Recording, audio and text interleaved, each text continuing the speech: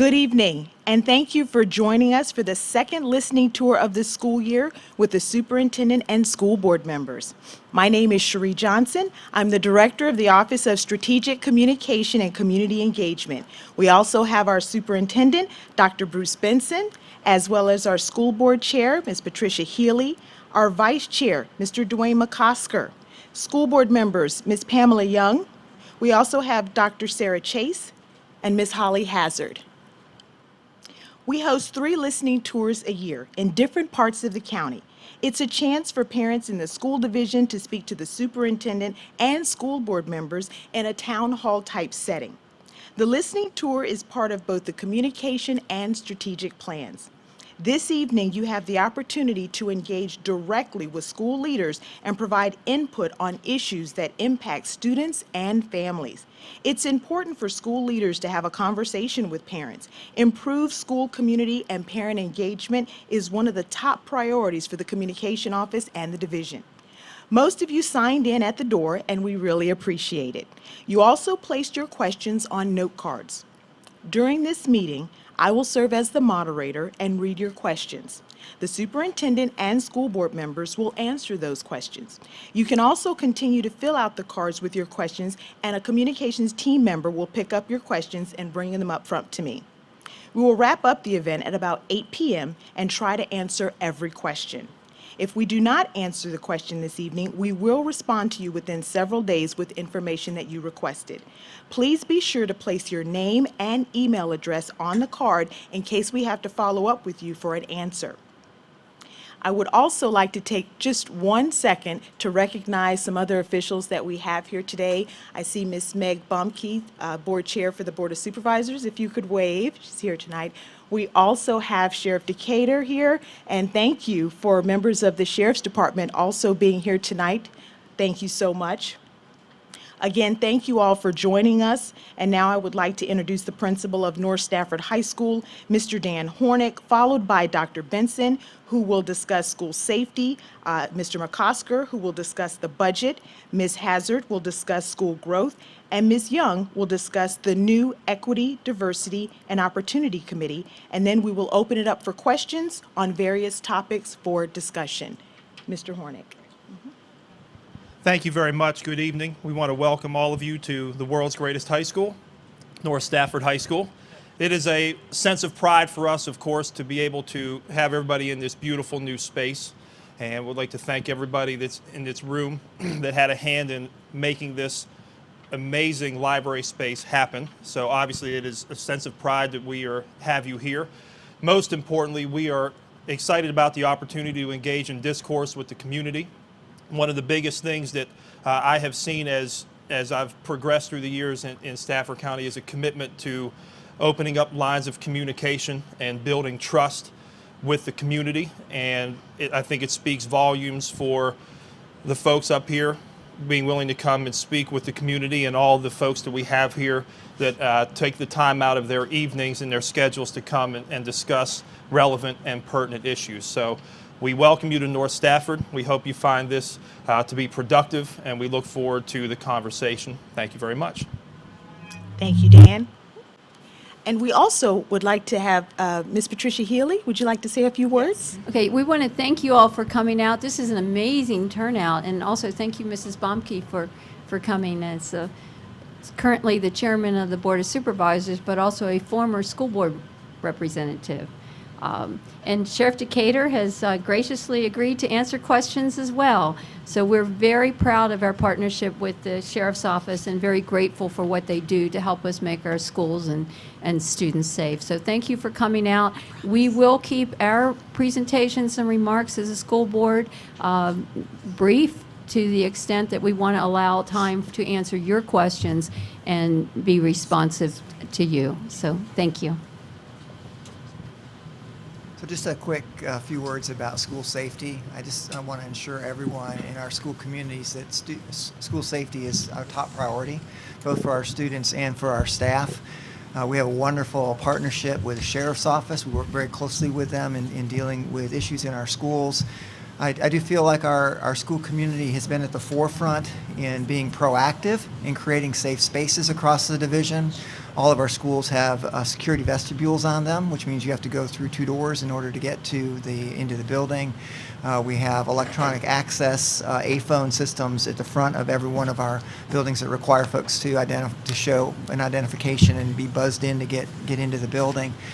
We have over 2,500 cameras across the division as a whole in our 31 schools that provide tremendous access to video surveillance to help us deal with any kind of threat that might come along. I do want to say that one of the strongest things, best things that we have going for us, though, is the relationship we have with our young people and our parents. Many times we are alerted to what might be a potential issue because of a relationship that a student might have with a staff member in the building, and feeling very comfortable about coming forward and saying, this thing that they might have observed was maybe that's not the way it should be, or they think there's an issue brewing or such, that allows us to intervene in a timely manner. So we do get fairly high ratings for safety. Folks can say what they want about some of the websites that rate school systems, but one of the more reliable ones has us at number 5 in terms of safest schools in the Commonwealth of Virginia, and we're appreciative of that. So I'm sure we'll probably get some questions in this area. I'll hold any other comments until we see what folks are wondering about there. Thank you. I guess that's me coming up next here. Yes. Should I press something for the slide? I can do it. I can do a page down. I think so. All right. So this is the slide here. Of course, my printer went out, and I have 2 minutes to do a $300 million budget, but I don't have a copy, so forgive me for looking at the slide. Okay. Try to break it down for you all. It's about a $296 million budget request, which is an increase of $17,400,000 from last year, 6.24. Key changes were key additions, which make up the increase, is number 1, teacher pay scale enhancement of $1.8 million. That is primarily the enhancement for the teachers on the scale from 0 to 11 years. That's based on the comparison division around us, and there's a scale. I don't know if it's in backup, but that's the targeted amount of money to get the teachers in that 0 to 1 to the median of the market of our comparison groups. Number 2 is the service scale enhancement. This is $2.14 million, and this is the paraprofessionals that were working so hard for us, the bus drivers and the monitors. And that's to get them not to the median of the market or the middle of the market, that's to get them to the bottom of the market. And that's a lot of money, but we just felt it's so important that for those paraprofessionals that are working, and especially in our elementary schools, so hard, and helping the teachers in our special education program so much, that we really feel strongly about putting that amount of money to the paraprofessionals, primarily in the bus drivers and the monitors. The next is $5.2 million is a 2.5% COLA, cost of living adjustment. And that's a lot of money. But it's 3,000, I put in there in parentheses, 3,500 some odd employees. We're the second largest employer in Stafford County. We have a lot of folks, and so for 2.5%, that's going to be $5,200,000. 86.5 new positions. A lot of these positions, we have growth, so we have the new kids that are coming in, and we have mathematical formulas to say, hey, we need this amount of teachers primarily in order to meet that growth. And then we also have compliance positions where we have special education needs that come into the community, or other needs, and maybe in CTE or some other thing that we have to fund. And so of those 86.5, 53 are compliance, and then there's 19.5 other that we can talk about at length at another time. Service contracts is $1.9 million, and that's kind of the custodial and software upgrades, new math software. And I tell you, we've been spending a good deal of money on our software so that we can really pinpoint the amount of money that we're spending by category, which has been very, very important so that we can project for the next year to have this amount of money to spend on other things. So we really are getting a really good handle on how much money we're spending, and I think that's really, really important. Can you imagine the 3,000, 4,000 employees with spreadsheets, and then doing all their pay and raises? It's a difficult process. So this was a very important buy for us. And then we had capital purchases. So the total revenue increase on the right side of the screen is about $7.5 million, and we'll talk about that. Its state is about $4.2 million, and that's with growth and sales tax receipts. We were hoping for more from the state than $4 million for such a large school division, but we didn't get it. Federal is about $50,000, and everyone always says, "Boy, I wonder why. I wonder why federal. Federal gives you guys so much money. No, there's $50,000 for the school division, right?" So I just put that up there to make sure that you know that not a lot of help there. Okay.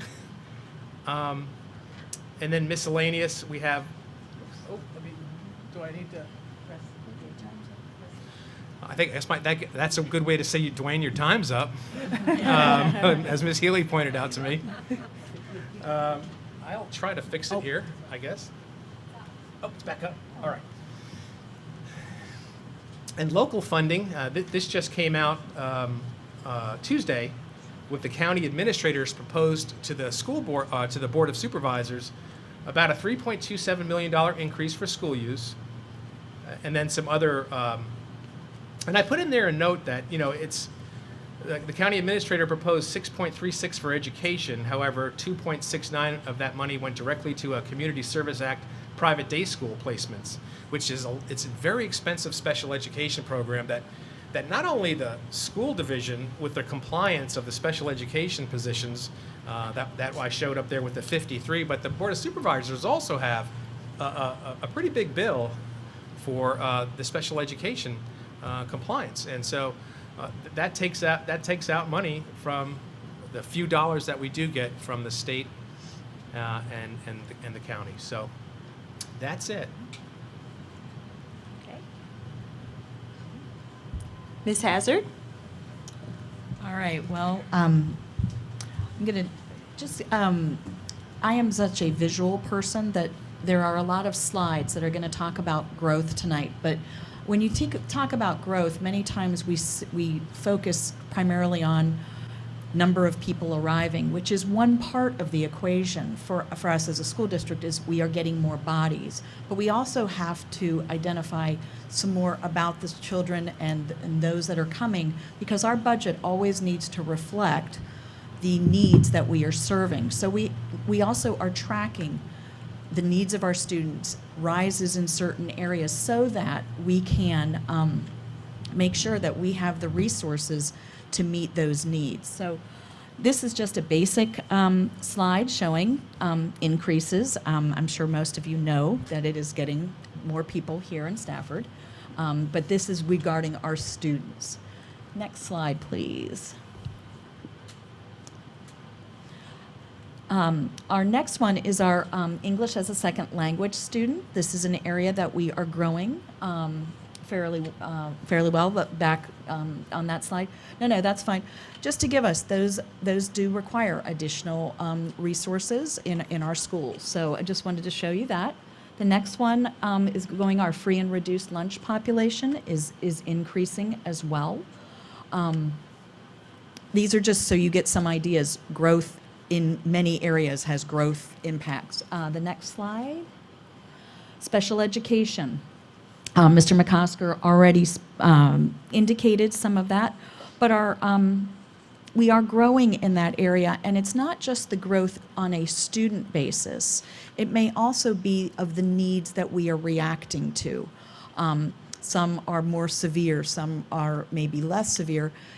Our medical system has done some great things, allowing us to identify children younger and earlier, which is a good thing, but then that also means we need resources earlier and to meet those needs. Also, I believe in special education, and I will look for my experts. Special education can last up to the age of 22. So we also are servicing these students potentially longer. So it's just something that we, as we look at a budget or how we allocate our resources, we have to be reflecting who are we serving. Our next slide.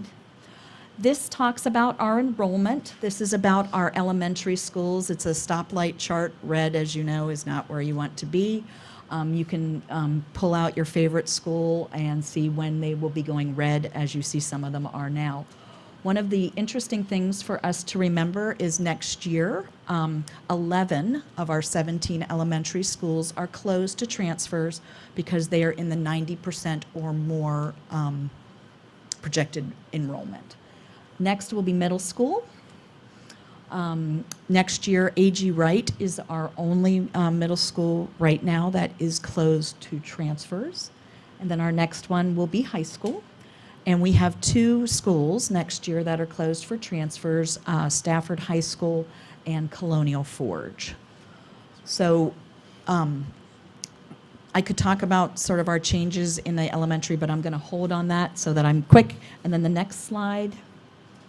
Yep, sorry, those are the list in case. These are the elementary schools. I'll let you all read which ones they are. I'll just read them. Anthony Burns, Falmouth, Hampton Oaks, Hartwood, Kate Waller Barrett, Margaret Brent, Moncure, Rocky Run, Stafford, Widewater, and Winding Creek. And the next slide, I think, is, yep, that's it then. All right. Ms. Young? Yes, my name is Pamela Young. I'm the Garrisonville School Board member. I am very happy to be here, and this is a very beautiful library. I'm hoping that in the near future that we could complete the library and get rid of the lockers back there and expand the space. That would be a beautiful thing to do. I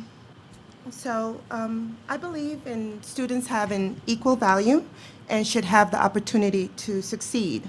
The school board had asked Dr. Benson to understand and look at and quantify race relations and diversity needs in Stafford County. School board member Holly Hazard talked about the growth, and so we are a diversified community and we're intertwined. So we need to look at these issues and correct them. Dr. Benson developed a committee called Equity, Diversity, and Opportunity. It's called EDOC, to identify the division current practices and baseline in the areas, and to summarize the committee findings and research and identify best practices. The first meeting was held in February, on the 28th of February, and it was successful with a special guest named Charlene Green, and Dr. Benson could talk a little bit more about that if there are questions about it. She is a human rights expert. Dr. Benson can elaborate on this later on in terms of the process, but we had about 30 constituents comprised of teachers, administrators, students, community members such as faith leaders, business leaders, and community partners. So we are welcoming more volunteers for that committee because eventually it's going to embark. Right now it's one committee, but it's going to be divided based on the race relations and issues that we confront. So once this group compiles and will present the findings in a report to Dr. Benson in the next 3 or 6 months, and eventually the list of recommendations will be presented to the school board with initiatives.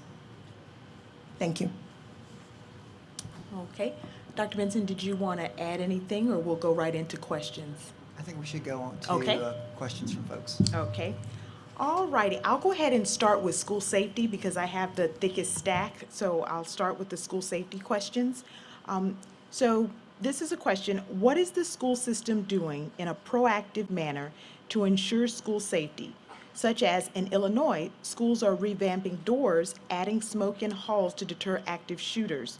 Will the district conduct a risk assessment on each school to identify weak areas? And, Yes. okay. Okay. Okay. But there's more to that. We are going to reassess, and we're going to be working closely with the sheriff's office. I noticed Sheriff Decatur stood up when the question started to be read. The sheriff is putting together a task force to look at school safety within our community, and it's a fairly sizable task force. Lots of folks involved.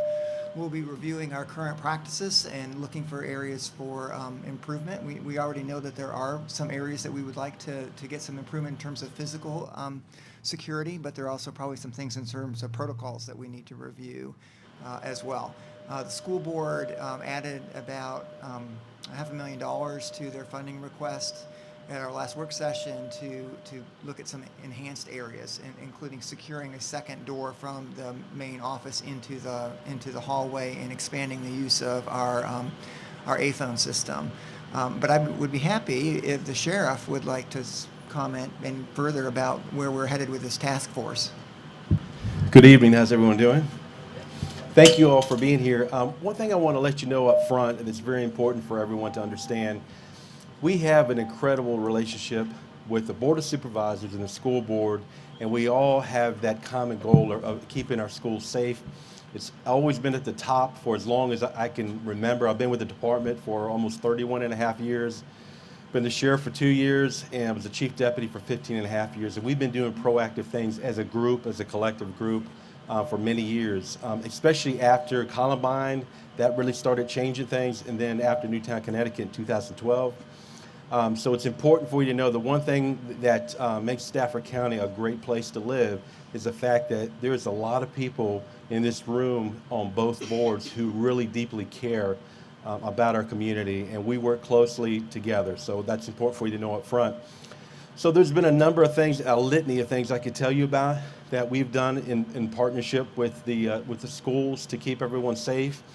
I won't get into that right now, but I will tell you about the task force.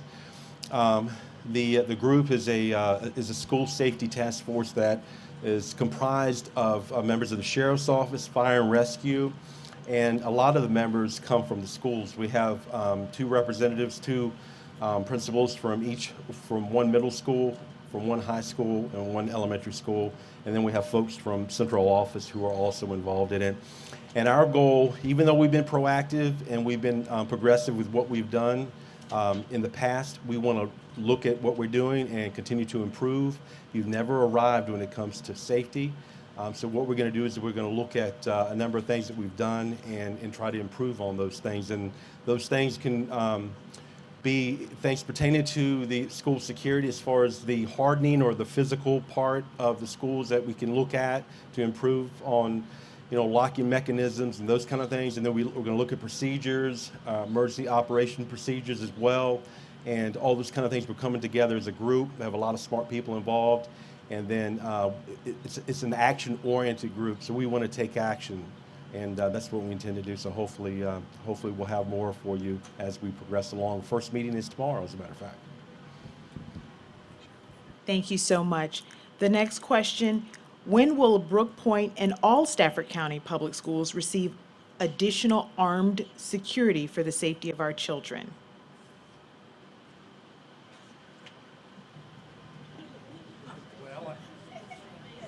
Dave? Oh, Dave, here you go. Oh, wrong.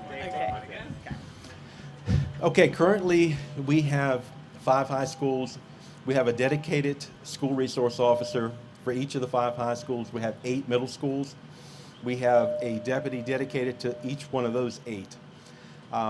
Right now, we have 1 opening, I believe, in 1 middle school, but we have a sergeant and first sergeant who are not, they're there for supervision.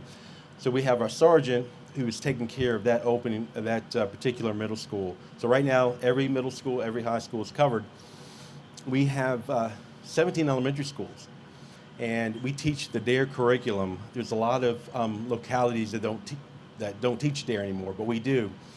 Those 2 DARE instructors rotate throughout the year through each of the 17 elementary schools, and they teach the DARE curriculum. So right now, we don't have deputies in those schools who are dedicated.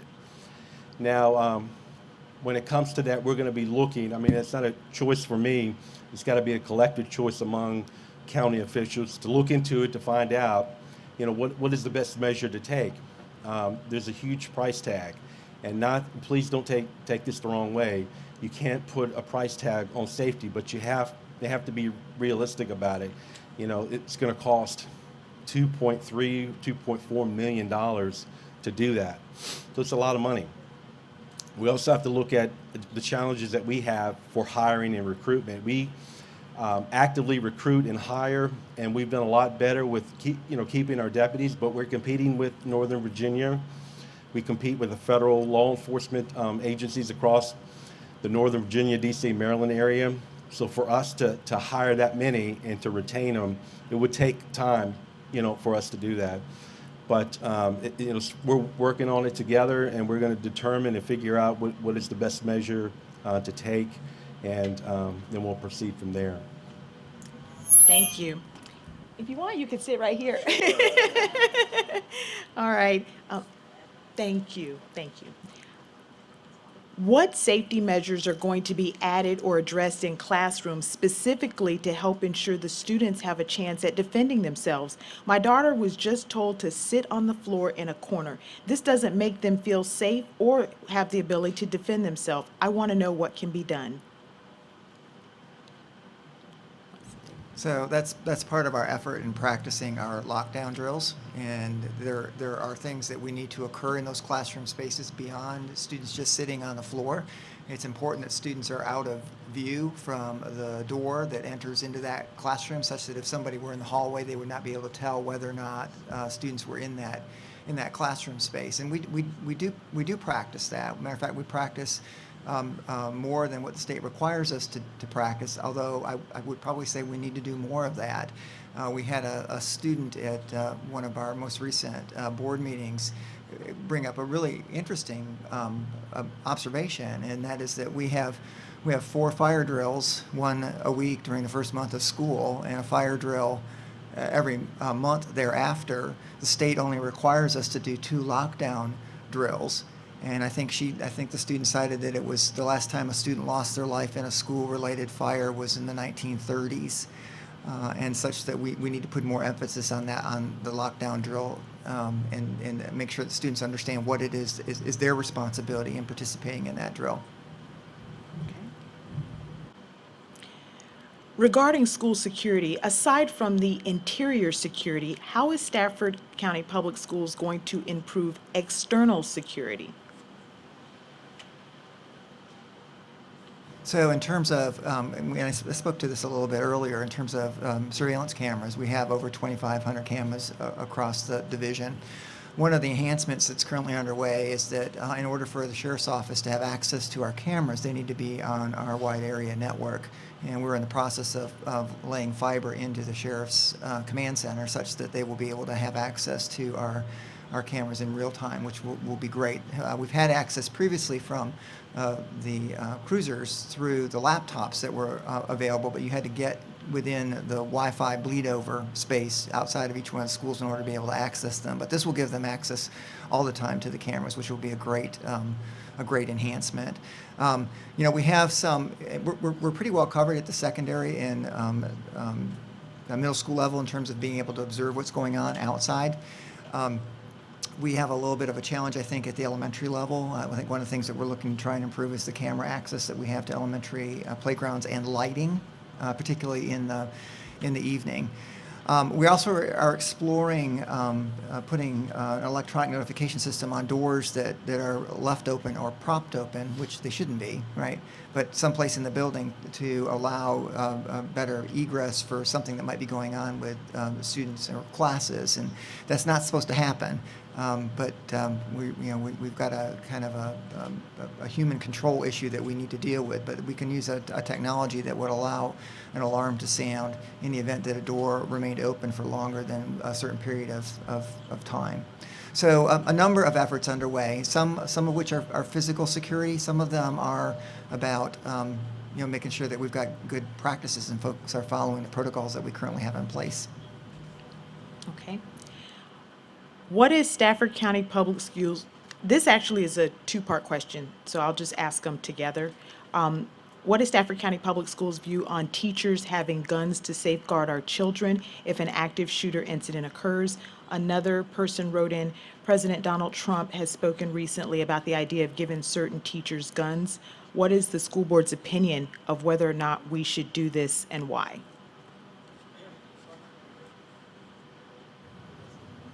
Am I still there? We go. Okay. I think they're sensitive to who's speaking. Okay. I'm not going to give the school board's position because they haven't really taken a position. I'm going to give you mine, and it's no. Okay. We need folks that are highly trained in using a weapon in a high stress kind of situation. And we're talking about defending our schools against an active shooter. I want somebody in there that knows what they are doing. Governor Scott, the governor of Florida, has at the top of his list, having an armed security guard in every one of his schools in Florida. So we are discussing, how we might be able to move along that path here in Stafford. But I will tell you, the person that, or the type of person that would make me most comfortable is having a sheriff's deputy that is trained and goes through repeated training, knows what to do in a crisis emergency situation. I think that there's the potential for greater risk and harm when you've got somebody that just doesn't do that on a regular basis. So my personal opinion, not the position of the school board. Ms. Decatur?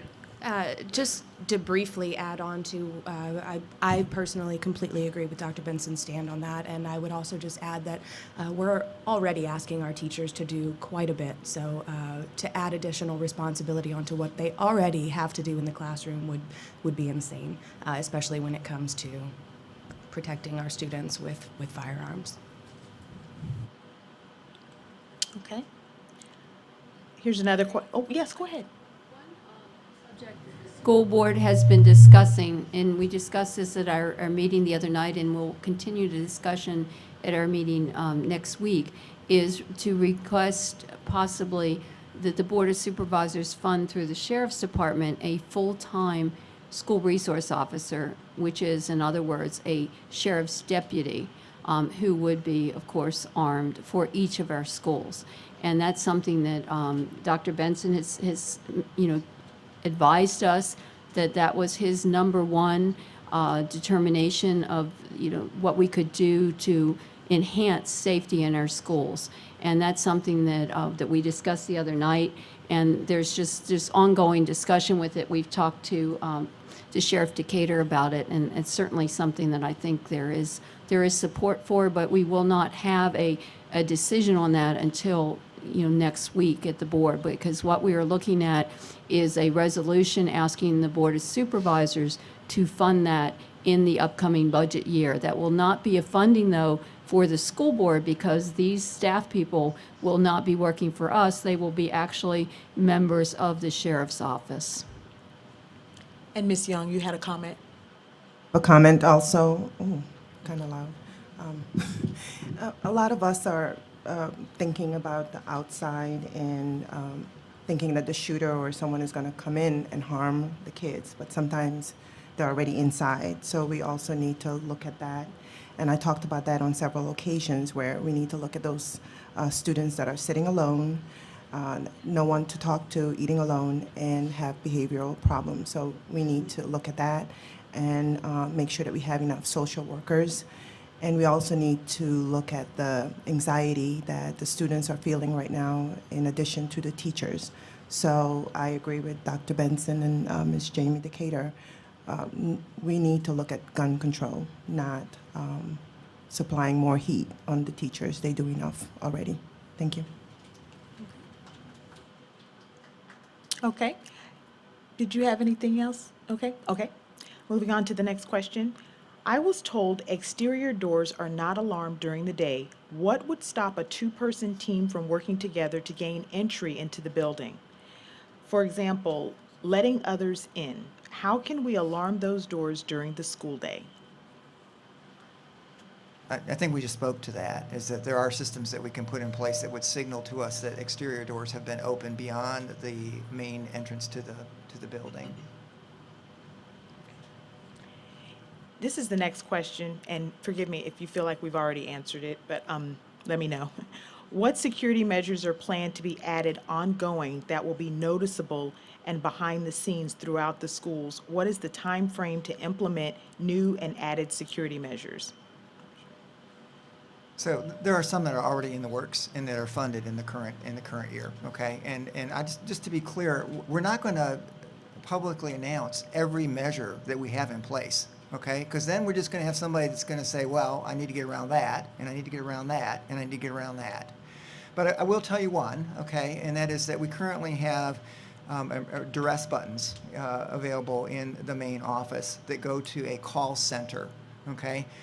We have piloted reprogramming those in one building to go directly to 911, and it's our intention to program the rest of them to go directly to 911, so there's less of a delay. It doesn't go to a call center and then 911, it goes directly to 911. Okay. Cherie? Yes, Oh, go sorry. ahead, go ahead. Then it Yes. worked. Now it works. Go ahead. If I could just add, and this kind of goes to both those questions, I think it's also we need to educate ourselves. Because I will tell you, the people who let people in part of the time are us. We're a parent, we see somebody coming in, they're struggling, we hold the door open. Our kids, I'm not going to say anything about my daughter, I know when certain practices run late, oh, I don't want to walk around from the back of the school where the fields are to the front to get in. We prop the doors open. I've seen it. I've watched the band do it. I'm not trying to. So I think we also have to make sure that we educate us, because we are as likely to allow somebody in ourselves. I mean, and I'm not, all these measures work, but the thing that overtakes them is a breakdown in the human concept. So I think we may want to just remind people, because right today, I'm thinking about it. In 6 months or the start of school, does it begin to fade? And so I'm interested in Sheriff Decatur, I'm sure as part of your task force, but I think that that piece is important to remind us, as our students as well. It's really great to sometimes help, but anyway, just things may fade, memories fade as a tragedy goes further into the background, and so it's just something I wanted to share. Okay. Next question. As a teacher, the schools seem very unsafe being as old as it is. Are doors, especially classroom doors, going to be improved? In a lockdown situation, my room is not very secure. I feel like a sitting duck.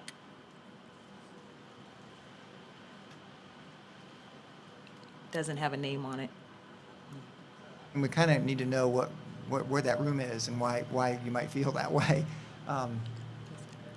As a former teacher, I've seen the older schools, so I kind of what you're saying. They're older locks, they're older springs, they don't necessarily hold, somebody could theoretically kick it down.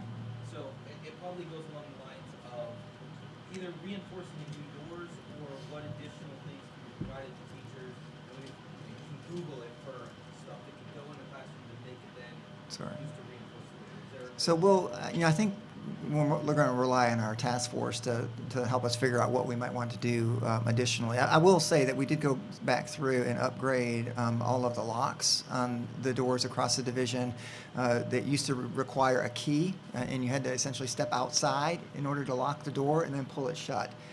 We didn't think that was very safe, and so we upgraded the locks with thumb locks on the inside of the door so we can very quickly secure that classroom space. Okay. And you mentioned cameras. Are they at every entrance at every school? If not, why not? Out of the $3.2 million of growth and priorities, how much will go towards safety? What other safety measures are you going to put in place? Okay. That was Suzanne. So I didn't bring the maps of where the cameras are to the meeting, but again, there are 2,500 of them spread throughout the division. And I couldn't tell you exactly where every one of the cameras are, but I'm getting a nod from our Director of Safety and Security that we have the entrances covered. Okay. Okay. I appreciate the superintendent taking time to meet with us, but I need to hear from the Gale Middle School principal and staff directly, since they are with my child every day. Why was the principal avoided that when it is a clear opportunity for her to reestablish credibility with the parents? So I think I'm going to take that one too. Okay. How's that? Just we need a little equal opportunity here, maybe. I don't know. Here's our thing: is if you know, in the event that we don't clarify and clear up some of the challenges and that we've had in the past couple of weeks as a result of this meeting, we certainly will work with folks at individual buildings to have some follow-up with those individual school communities. And you're right, there is no one, from my perspective, that is in a better position to connect with the school community and explain what's going on in a given building than the principal of that building. But we did have this event scheduled, and so we thought it would be a nice add-on. But I will tell you that if we don't feel like we're resolving the concerns, then we'll have something that will be a little bit more narrowly focused at the school. Okay. What can be done to increase the frequency and speed at which notifications are sent to the parents, and can they be made more detailed? So I know I can start on this one. From the communications office, we send out the emergency notices. And I can tell you that we work closely with the sheriff's office on the notifications that we send out and the detail that we send out. We check first with the public information officer to find out if we can in fact send out that information, because we don't want to compromise the investigation. We understand these are your children and you want the most information, but at the same time, we're working closely with the sheriff's office on what we can release. And it's also important, I know you want the information quickly, but it's also important that we're accurate, because the last thing we want to do is send out information that's false and wrong. So we're working as fast as we can to make sure we're sending out accurate information and information that will not compromise the investigation. So I don't know if you want to add anything, or Dwayne. Oh. So one of the challenges that we have, of course, social media, anytime we have a call, we respond to it. If we don't quickly fill that void through social media, other people do. And I can give you an example.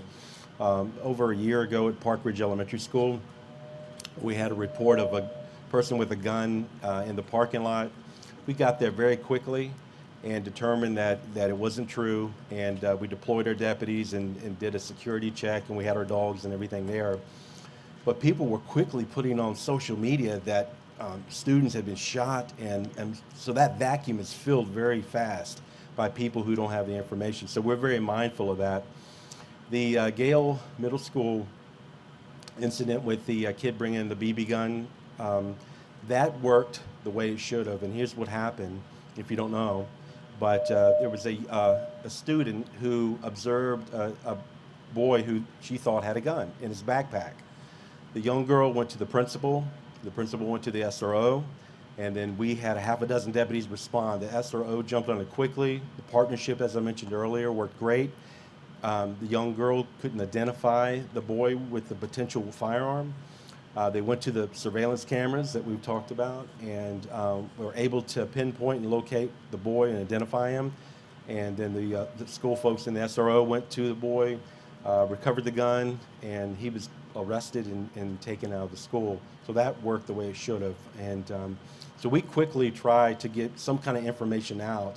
But as things are unfolding, we have social media, and then we release it to the media, but we don't have any way to directly get it out to you. So we count on people, going to our social media or our website, or, we'll get it to the media.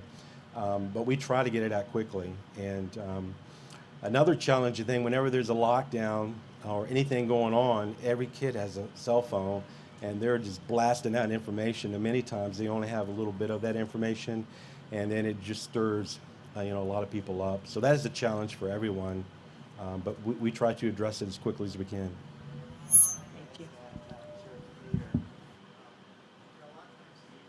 Comes out early when there's an issue is not necessarily correct. Okay, and so we want to make sure that we're not we're not feeding that fire of folks that are, with information that's not correct. We work very closely with the sheriff's office as to what gets released and when it gets released, just to make sure that we don't have, any miscommunication out there. But we also do not want to compromise their investigation, and so that's an important piece of it as well. We want parents, to feel that we're doing a good job of taking care of their children in our spaces, and I know that's a really uncomfortable time, okay, to know that a school has gone into a lockdown, particularly given the tragic event in Parkland. But your students, your kids' safety is our number one priority. We are going to do everything we can do to keep them safe. We have some limitations on what we can communicate and how quickly we can communicate it. Yes, Ms. Decatur, go ahead. A follow-up question, actually. After an incident and once the investigation is done, is there an official form of communication that goes out to parents to let them know what actually did occur, so that we're not continuing to circulate rumors after it's been over and investigated? That one was for you. Oh, I'm sorry. I got some more cards in. That's I'm sorry. okay. Can you say that one more time? Yes, after an incident and an investigation is finished, do we send out an official form of communication to all parents about exactly what happened so that rumors can be dispelled? Yes, exactly. During the day, we send out a robocall and an email letting parents know that the school is in lockdown, and then we also send another one when the lockdown is lifted. And then at the end of the day, once we have more information, confirmed information on what exactly happened, then we send out a full letter to parents. If it's elementary school students, then it's a letter in the backpack. Middle and high school, it's an email mailed to parents. Is there a reason why we don't email from elementary schools? Because I know those things can get lost. Exactly. A lot of the times it sort of gets to parents if we put it in the backpack along with the students. So we tend to send it in the backpack. But, you know, it depends. We talk with the principals. They know their schools better. And so if email works for them better, we leave that up to the principal. Thank you. You're welcome.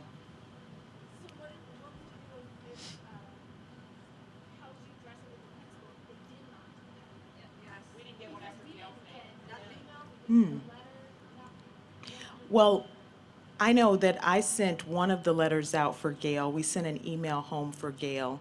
So, and I know she did send the letter out, so I'm not quite sure why you didn't get it. Okay.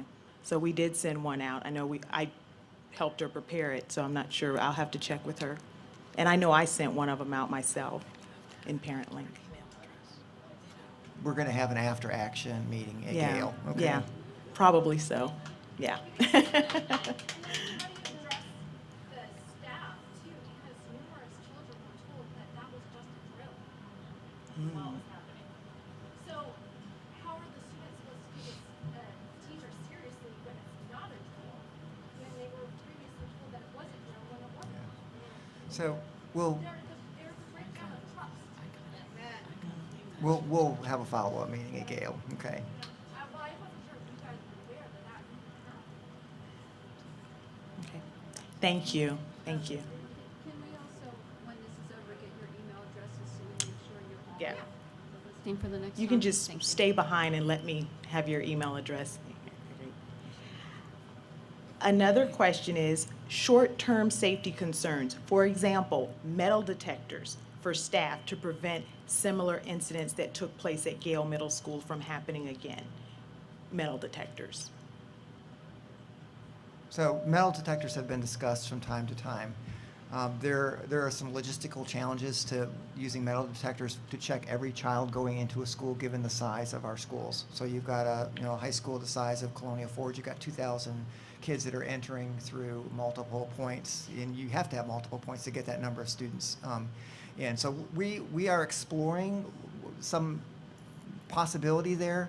I think it would be really difficult for us to put a model in place where every kid is moving through some kind of metal detector for the size of our schools. But that doesn't mean that strategy couldn't be used as a deterrent, particularly if you were doing some random scanning of folks as they were entering the building, which is a strategy that I used in my last school division. Okay. Why weren't the Gale Middle School students spoken to directly to reassure them and let them know that the administration is aware and taking care of the issue? So that's a good question, but I think we're going to have to get the staff together at the school to figure out why that didn't happen. So, we'll have that after action meeting at Gale. Okay. And then the last Gale question, what does increased security mean? The week of the lockdown at Gale, I only saw mentions of increased security. What does that mean? So can we get, I'm not sure whose question that is. Can we get somebody to provide a little additional information there? It doesn't have a name on it, but it just says, what does increased security mean at Gale Middle School? Okay. So, frequently, if we have an event, or we have an event that occurs someplace else in the country, we have greater presence from our sheriff's office at our schools. And that happened in the days following the Parkland tragedy. We had sheriff deputies at all of our schools. And quite frankly, just having a deputy's car and a deputy armed standing there as students are coming into a building creates a greater sense of safety for both the students and for parents. And so if that's what we're talking about, that certainly that presence is much appreciated, and we're thankful for Sheriff Decatur to be vigilant and forward-thinking about how to increase that presence as necessary. May I add to that as well? Yes, Sorry, you I can. know I keep popping in, but That's okay. I think that's what we're here for, and I Yep. know that we have a lot of concerns. And I think that something that's very problematic is when you're not a community that really deals with many of these issues, right? And so the problematic part would be to learn from your mistakes, and we don't want to do that, right? I think we have. Being that we had a couple incidents in the last couple weeks that we've absolutely learned from, but we don't want to continue that pattern.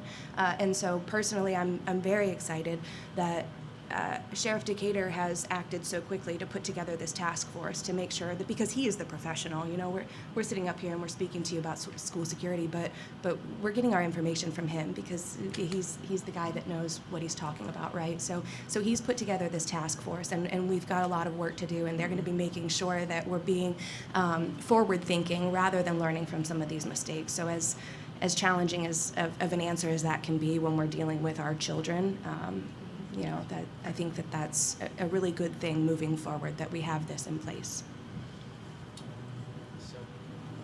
I have a comment, Sheree. I'm hearing. One second, Ms. Young. Mr. McCosker and then Ms. Young. Oh, goodness gracious, they turned it on, sorry. So I'm just going to chime in since I haven't said anything about the security issue yet. And I heard all the great comments, and the community always has great ideas that we need to make sure we take down. You know, I look at it as a board member and a dad of 4 children, you know, 1 in high school, 1 in middle, and 1 in elementary school. You know, it's nerve-wracking situations that when you hear stuff happen at different schools and the processes that are going on. It's just very nerve-wracking, and I totally understand that because I go through it as well. So, but as a policy and a somewhat of a security person, you know, I look at school security or any security, but let's just focus on school security. I look at it as a phased approach. Number 1, identify the problem, and then also the task force that the sheriffs have come up with, and I think that's a wonderful thing. The first phase of it would be to identify the processes that letting the people in, multiple exits, those type of processes that are already in place, and to make sure that we have that right and we're doing that stuff right, that everyone knows what to do with what they have now. That's number 1. That's an immediate fix. Physical security equipment, the adding of, and we did add, the question earlier was we added $500,000 to this budget just for physical security equipment. And one of those things was in the cafeteria, we had an issue identified as, well, what the heck happened? What do we do in the cafeteria? All the kids are in the cafeteria. We don't have a way to lock those doors down. So that is part of the funding that we're looking at. So number 1, processes and physical security equipment, I think, is a kind of a quick fix. But let's be honest, when we talk about school security and the worries of the division, are we talking about someone stealing someone's wallet? No, right? We're talking about an active shooter killing our children. We're not talking about someone fighting in the hallway. We're not talking about breaking locks and getting into your son's or daughter's locker. And that's where the weapon and the badge in every single school is so critical. That is the most dangerous, and I'm going to use an Army term, course of action. That is the most dangerous course of action that we have to mitigate as soon as we can. Now, that takes a little bit of time. Number 1, it needs to be funded, right? That's you. That's you going to the Board of Supervisors saying this is what we want, right? Number 2, the Sheriff's Department needs to hire them and train them and equip them. You know, that sheriff deputy needs a car and equipment, and so that's the second phase. And then the third phase, and I'm going to give my Falmouth board member and Ms. Young especially, have mentioned the mental health portion of this. And they mentioned that at a last school board meeting. The third phase is a long-term phase that do we have the mental health counselors in the schools? You know, there's a say something, you know, see something, say something, right? Right? And then I had an Israeli prime minister's security guy last week or 2 weeks tell me, don't just say something, see something, you know, when you see something, don't just say something, do something. Tell that counselor, tell that, guess what? Tell that sheriff's RSO, that school resource officer that's in the building working with our kids in our elementary schools, right? Monitoring social media. So those are the three phases from Dwayne McOsker. This is how I look at the processes, and I'm sure the sheriff's department's going to come up with the task force and come to the conclusion that these things will be in there one way or the other. Okay, thanks. Ms. Young? My comment was very short. It was in reference to Gale Middle School. I'm hearing a lot of parents having still some kind of concern, and I know Dr. Benson is going to make sure that he gather not only the parents but also the teachers, that make sure that those processes are working. But once we're done with that, we need to look at the other schools and make sure that we have the same processes with the same results to make it better, right? Okay. All right. Oh, yes, go ahead, Ms. Hill. I just want to say that we're here to listen to you, and I think we've gotten the message that we need to improve our communications. We are doing the assessment. We're working with the sheriff's office. As you've heard over and over, security is our number one concern. But we also need to communicate with the community and with the parents. So Dr. Benson mentioned an after-action report, evaluation, that's going to be part of what we're going to be looking at. And we are assessing. That's part of what we can do on our own as a school system. You know, we can assess, and then we go to the sheriff and we get the sheriff's feedback. That task force is going to be incredible. And I would look to this community in Stafford County to be a very active and important part of that. That's not just the schools and the sheriff's office. That is Stafford County. So, we hear you, and we're not perfect. And this is an area that needs to be improved. So it will be improved. And I think that we will, at a minimum, get back to the community of Gale, with the results of our assessment. Thank you. Okay. Where are we at reducing class size? I read online that for most areas in the business world, 10 workers per manager is common. My children's teacher are managing a lot of children. This large number is not good for our students or our teachers.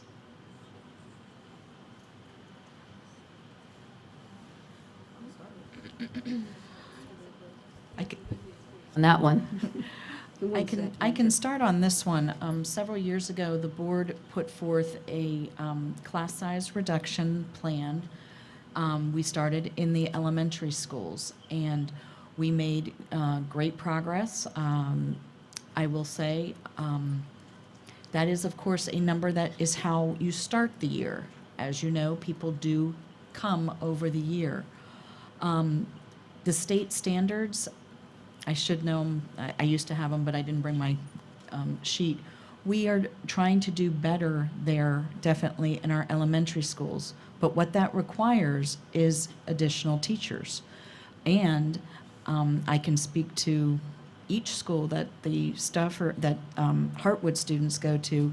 We're out of space. Even if we wanted to create a new classroom to keep our numbers in a certain area, that would require art on a cart, our music being used. Some of you know I'm on the Fine Arts Advisory Committee. I would never be able to go back to my members and justify that. So I think we have to look also at our school size. Are we really building the right size schools? And we have to be looking at where we're going. So so we have a plan, and we also have staffing standards, which are our goals of where we would like to be with staff that encompass everything from nurses to social workers to psychologists to middle school classes.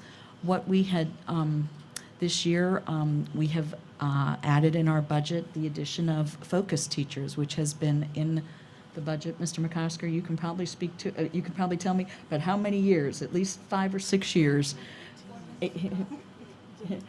So there are a lot of things in our staffing standards that are extras that are saying we want to go, let's see, I guess below what the state said. We want to provide a better level of service, how about I say it that way, than what the state says, here is your minimum bottom line. Now, that requires, it's a cost. It is, because we have been told before, well, is that what the requirement is?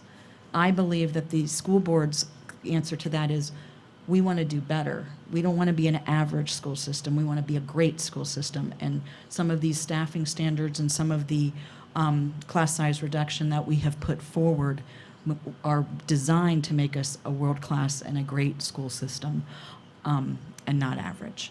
However, it's going to be a phased approach because, Dr. Benson, correct me if I'm wrong, I believe when you all brought forward the staffing standards, there was a price tag on it, and it was in the $10 or $12 million, if I remember, and that was at least 3 years ago, 2 or 3 years ago. So, but that comes from, what do our parents expect? Do you expect classrooms that you have to tell us, I'm fine or I'm not fine with it, because it is going to require additional people and, in some of our schools, space. Okay. Oh, go ahead, Dr. Chase.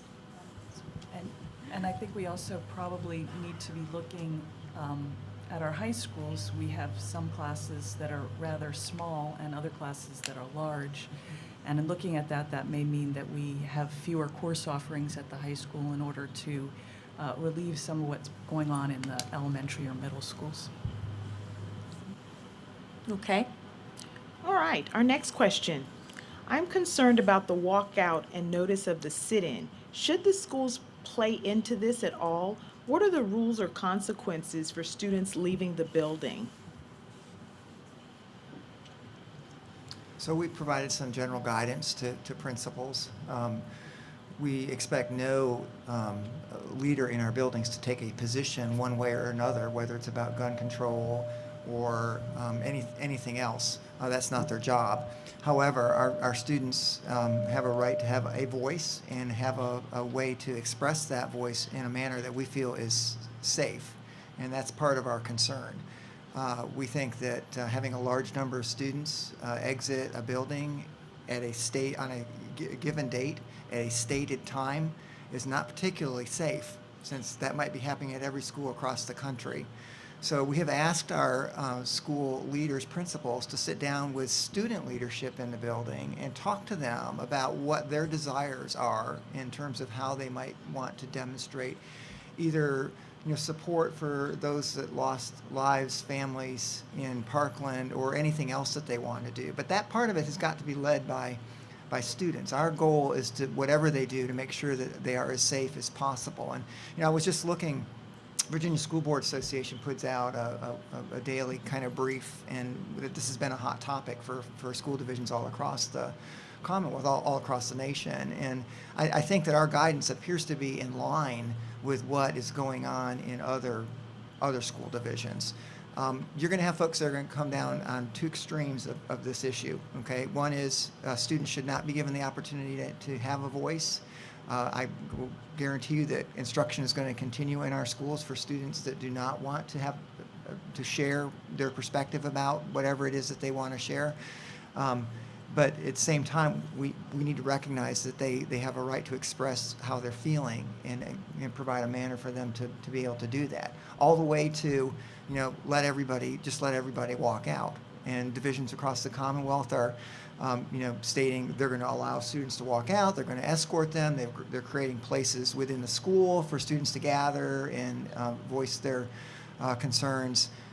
So I think that what we've communicated to principals, and I am relying, we've got some great building level leaders out there, and we've got some really top-notch student leaders as well that will help us figure out what this will look like and allow our students to have a voice in a safe manner across our schools. Dr. Benson, does not that guidance include identifying an area within each of our schools where those students can gather inside the schools and not outside the schools at that designated time? That's correct, Ms. Healy. Okay. What are the systems in place to help kids who are expelled from schools?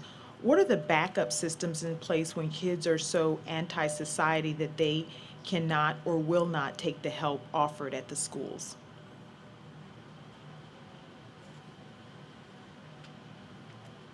Well, we have, yeah, sorry, would anybody else like to go? Ms. Healy, go ahead. We have a student code of conduct, which calls for discipline on just about every infraction you can think of. And the ultimate disciplinary action is expelling a student from Stafford County Public Schools. And I can assure you that that is not done lightly. The only entity that can expel a child from Stafford County Public Schools is the school board, and that is after a hearing. But in the event that a child is expelled, which is, I'd say, not on numerous students, but it does happen from time to time, the general issue is this child a threat of safety to the student itself or to others? If the answer is yes, there is a threat of safety to the student or to others, then the student is not offered an opportunity to attend our alternative education school. Now, I can tell you that in my experience, that is very rare, but it has happened. And the reason that that offer is not made is for the protection and safety of our other students and our staff. But our alternative education school is an incredible place when students are given the opportunity to go there, when they have had disciplinary issues at the school. They are often offered the opportunity to attend.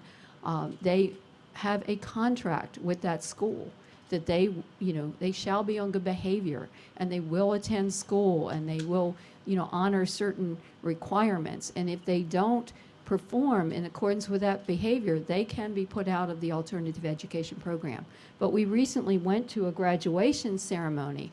Many of us on the board and Dr. Benson went, and it was amazing. I mean, we saw students who plan to go to the military, who are going on to college, who are going on to jobs, and they can turn their lives around. So these are not bad kids. They're kids that have made bad choices.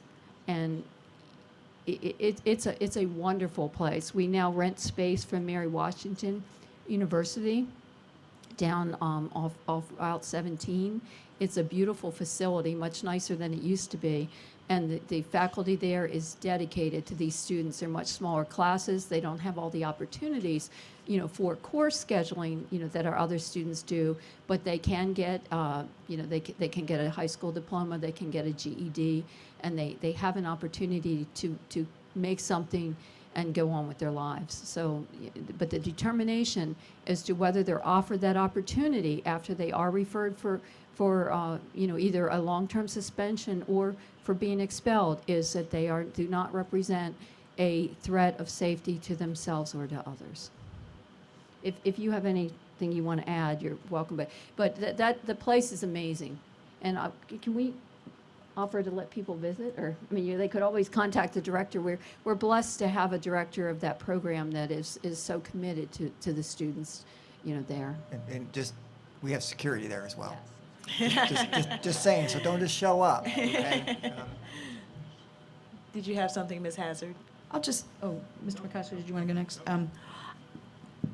And I think a broader answer as well is I'm hearing in that question, what are our community resources for these students?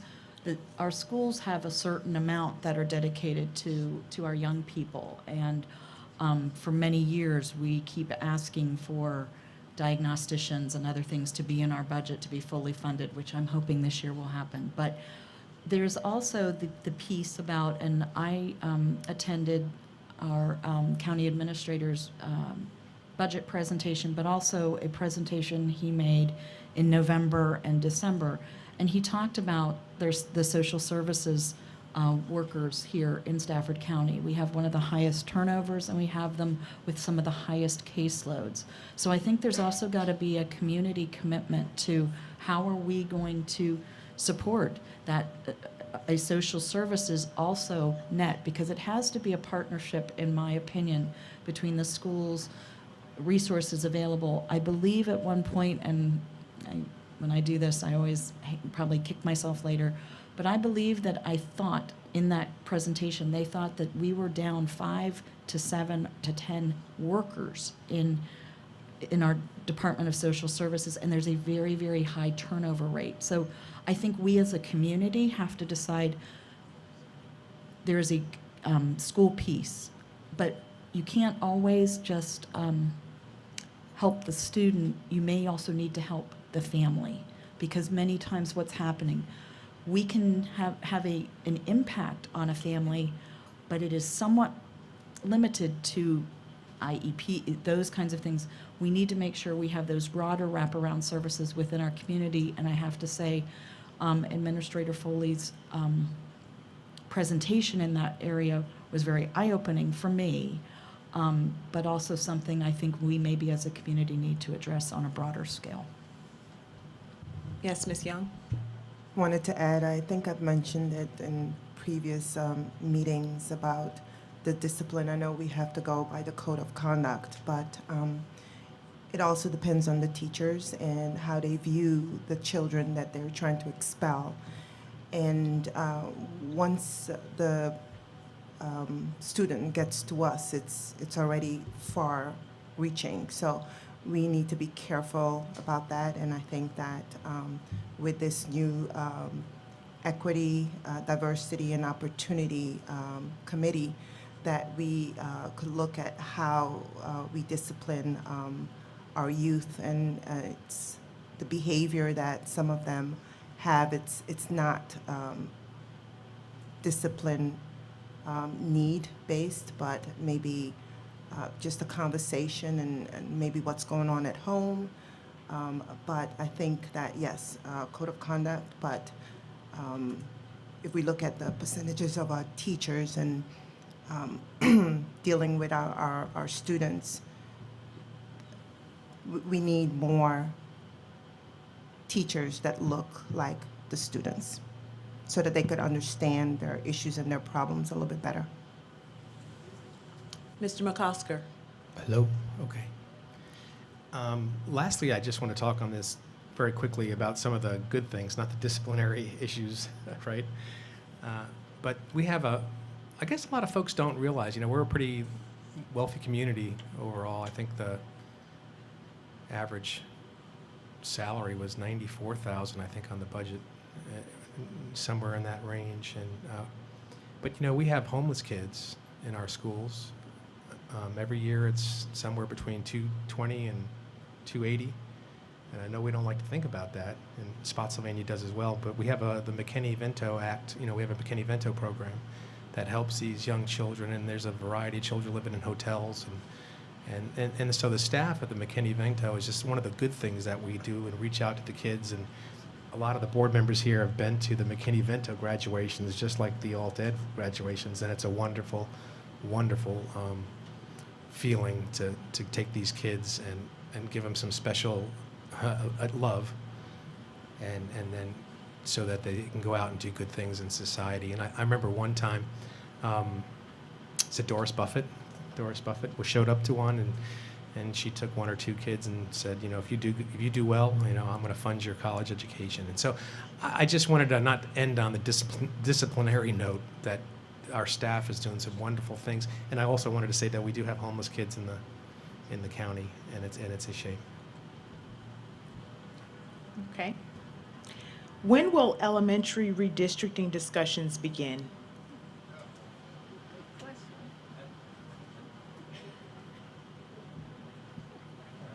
Well, I've said for a few months, maybe longer than that, that I personally, I'm not speaking for the board, speaking for myself personally, that we need to do a county-wide review of our elementary schools. We have schools that are in the red, and then we have schools that have space in them. Now, I don't feel that we can justify an argument or even a request to build additional schools until we show that we have utilized all the available positions, in our county. Now, of course, redistricting is horrible. It's horrible for you.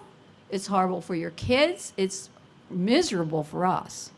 It is the hardest thing I've ever had to do as a school board member because we're affecting lives. But I have to say, I've done elementary, I've done middle, and I've done high. And the elementary seem to be able to bounce back, maybe because they're starting out, they're very flexible, and they're not in the same positions that, a high schooler who is dealing with counselors and educational courses and other things. But my personal request is, and I always sound like a broken record when I want to do something, but I think the board's heard me say it at least a half dozen times, and hopefully we'll get moving on that. Now, one thing we did do a couple years ago when we did the Moncure redistricting, we were going to do it in 2 phases. We did phase 1, and then phase 2 was going to be when Moncure opens. Well, guess what? When Moncure opens, if we do the plan that we had approved a few years ago, it would be overcrowded. Well, of course, we can't do that. So that, to me, is a good target for not this coming school year, because if we do countywide, I would look at this as a year process. I mean, this is going to be, it's going to be, very difficult, and we're going to have to do our homework and move forward. So I would hope that the board is going to start looking at this for a year from next fall. But I can't speak for the board, just myself, but with Moncure coming online, with the overcrowding that you saw here, all these in the red, you can see some schools are about ready to burst, and other schools have some seats. And we do have some other potential avenues of relief coming in that may or may not, come to fruition. But it's something that we need to do, and I think we owe it to the community, as the, responsible fiscally to fill our seats, in our schools, and make sure that we don't have an overburden, on particular schools when there's seats available. But be prepared, because there will have to be shifts, and it is painful, and believe me, we do share your pain. Okay. If anybody else wants to chime in, feel free. No, this is Okay. So the next question, when will Embry Mills Phase 2 students move to Colonial Forge High School? Phase 1 is currently zoned for Colonial, and Phase 2 is North Stafford.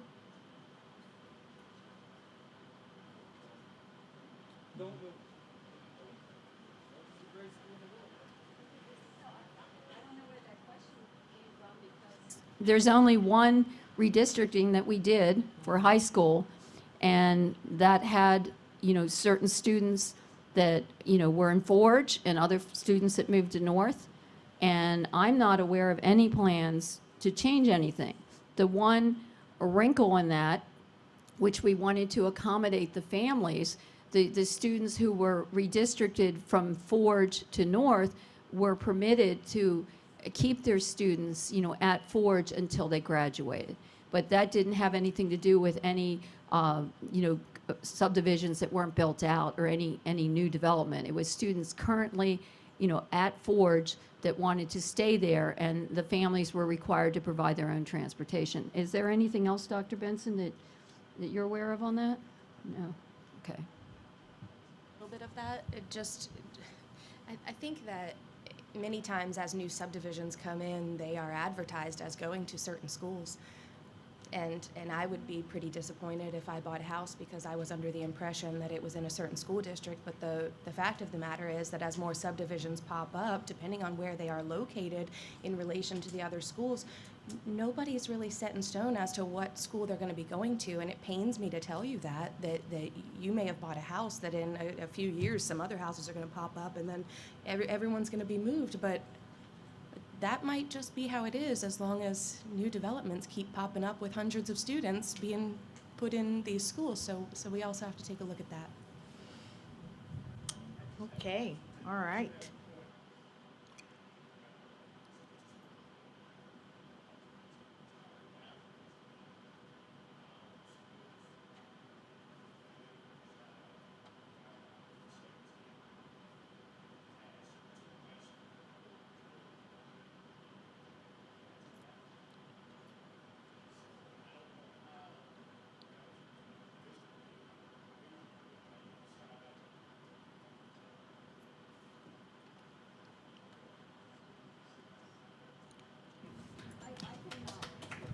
Can you say that louder? High school number 6, I agree. Okay. The question was, how can we have students down off Route 17, and I'll say coming up the interstate or up the road to Colonial Forge?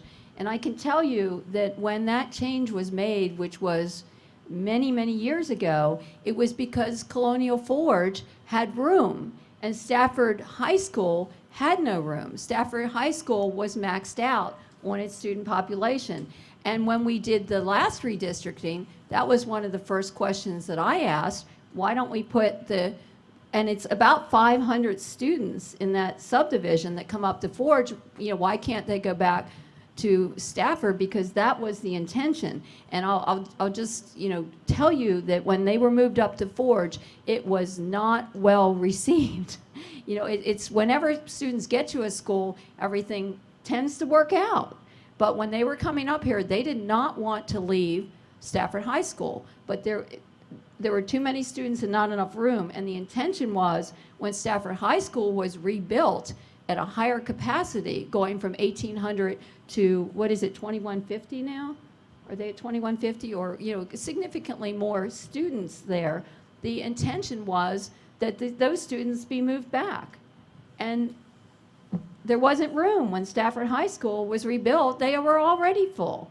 But Dr. Benson said the high school 6 is going to be the answer to that, because it doesn't make sense to a lot of us. But that was where the room was, at the time. If I could speak one more to that. I know through the redistricting, another group of students off of 17 were moved into Colonial Forge. But like Ms. Decatur said, we see this in the glass of today. I would say most of us with high school students would not like to redistrict every 3 to 4 years, because what we were told at those community meetings, or I know I was, a high school, I dreamed of going. If we're going to react to every time there's a thing, we will redistrict. And I think high school, and please know for all of you with elementary and middle school, it's painful. But I will tell you, high school was horrible, because there is a lot of commitment. I'm already on a team. Oh, I'm on this. It's very, very difficult. So high school number 6 is part of that. Well, I would really like to get it on it's one of our #1 priorities. But let me go with that. Well, let me go a little further than that. When we talk about these high schools, and as Ms. Healy said, when Stafford High School was built, there was supposed to be room. This is what happens when you get into a CIP and there's a date that a school is supposed to be built. And then because of debt capacity or other reasons, it slides. And it slides another year, and it slides another year. I can speak about it to schools. Mr. McCosker can speak about it to schools. There were promises made, and I've gone back and looked at CIPs. Schools were supposed to be built on time when we could accommodate it. When it slides 4 or 5 years, then the whole puzzle piece looks very different because of the growth that we've had. So for all of you with high school students, I truly do not want to redistrict until we have a brand new school to put them in, because it's difficult. So I just would like to say that we are always trying, but this sliding of the schools in the CIP has put us in a very difficult position. Dr. Chase? Oh, Yeah. Yeah. So, that's a question for the Board of Supervisors. But I would also just like to mention that there's a new courthouse that needs to be built, and that is probably going to push our high school back. okay. Ms. Young, did you have anything? No, I just said they will sue us. Okay, okay. All righty, and now we would like to move along to our Spanish-speaking families. Our translators have been kind enough to translate some questions from our Spanish-speaking families. The first question, biliteracy seal for Stafford students. A biliteracy seal. Anybody? What is the question? They wanted to know about a biliteracy seal for Stafford students. Do you remember who wrote that? Yes, I did. So some of the states have taken on that graduating students going through high school, not only do they have to have the strength in English, but any student that picks up another language and takes it through that, they're getting a seal on their diploma that says they are now biliterate. So with the way, the world is going and all of this kind of stuff, I was just wondering, is Stafford going to do something like that? I don't think it's certainly nothing that I've personally heard of, but it's certainly something I'd like to, look into. Dr. Chase? I would just say that a couple of years ago, we reduced our foreign language offerings in the middle school. And part of the difficulty that we're going to have is finding teachers who could actually provide that education. So it is quite a challenge. One of the things I was looking at, because we do have an active ESOL program within Stafford County, so giving that motivation to those students, because I am myself bilingual, to having someone look into that a little bit, to keep the students that are the native language is not English, to give them some motivation to get that, and then to motivate some of our other students to go ahead and pursue second languages. Dr. Benson, that's something we can look into, is it not?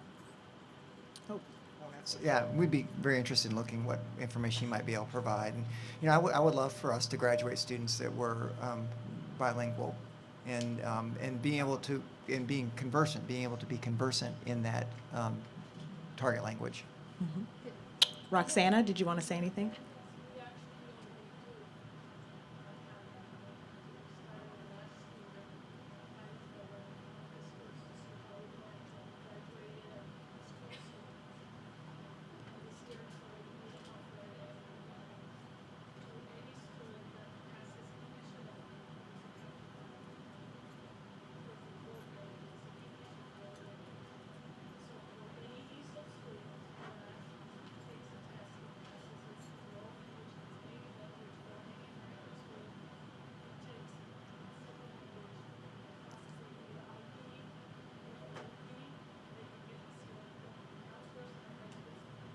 So what schools is that active in now?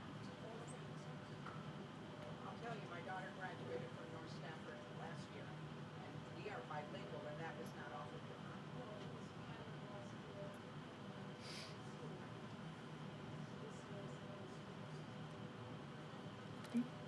Thank you, Roxana.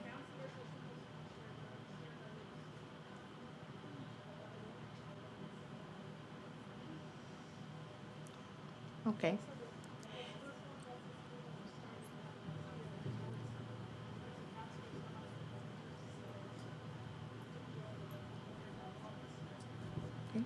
¿Puedo saber quién preguntó esa cuestión? Oh, ok. Te puedo hablar después de este. ¿Ok? Ok, gracias. ¿Quién? Okay. Ok, hablamos después. Okay, and our next question, this also comes from a Spanish-speaking family. With all due respect, for me, why are there no personnel that speak Spanish? North Stafford has Spanish-speaking personnel. Okay, all right. I know for a fact. Okay. And our next question, what resources are available for ESL students and parents in our schools, specifically translation resources on a moment's notice for counseling or discipline issues? Oksana, you want to? What resources are available for ESL students and parents in our schools, specifically translation resources on a moment's notice for counseling or discipline issues? You want to come up here, Roxana?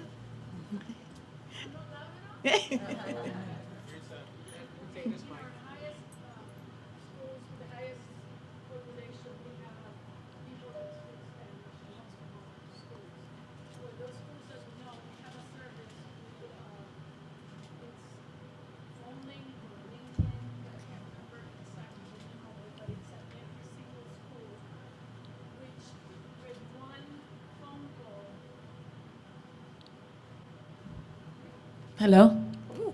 Okay, with one phone call, you're connected to people that can speak over 100 languages.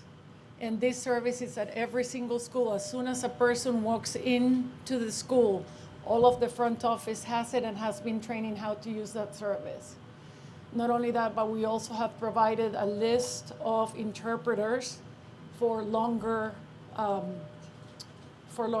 times when they need it. But if it's at a moment notice, they have that phone that they can pick up. For parents that do not speak any English at all, we have a poster at every school in which they can point to a language and say what language it is, and the person can pick up the phone and get them an interpreter. Thank you. Another question. The Hispanic community has been growing, and it's necessary to have more buses. Last year, a girl was punished because she sat on the floor of the bus.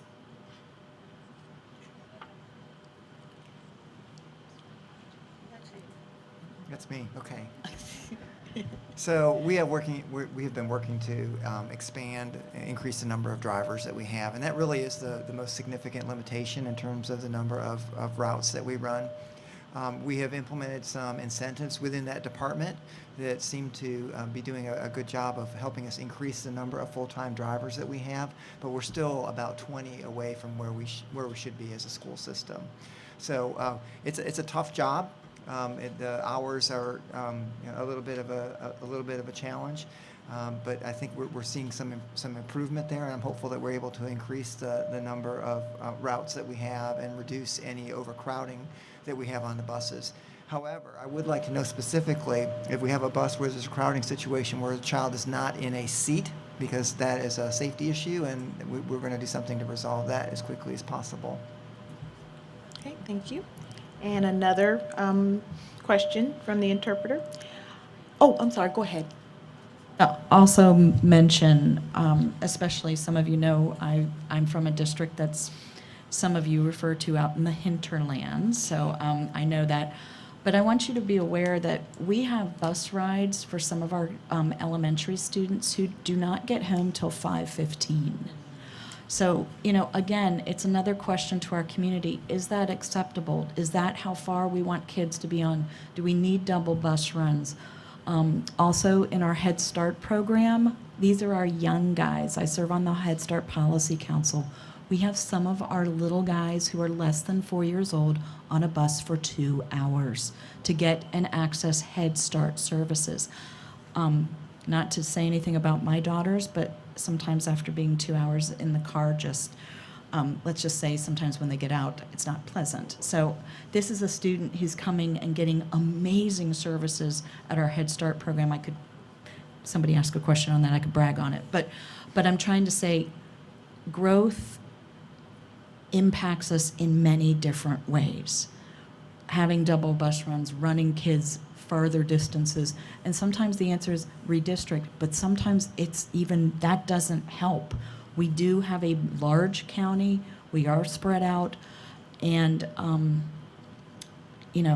part of that reason is we have looked at bus driver pay. We've tried to look at things to try and incentivize, because the growth has impact, and it does even on our bus runs. Okay. And another question. How can the security at the bus stop be improved? There are a lot of people that don't respect when the children are lined up to get on the bus and the cars keep going down the street. This has happened a lot in my community. So, we absolutely want to take action against folks that violate the stop sign and flashing lights being out there and driving past. So any information that can be provided to us, we certainly want to take steps to make sure that that doesn't happen moving forward. We are also looking at some additional security enhancements regarding our youngest riders and bus stops that we're not quite ready to roll out yet, but I anticipate that we will be shortly. Okay. What is the school board doing in response to students' recent actions to get gender identity and sexual identity added to the anti-discrimination policy? Take that one? So I think Ms. Young spoke earlier about the Equity, Diversity, and Opportunity Committee, and that's an issue that committee is exploring. And so they will report back to the board with some recommendations, and then we will look at those recommendations. Okay. Why haven't teachers and staff had implicit bias awareness training?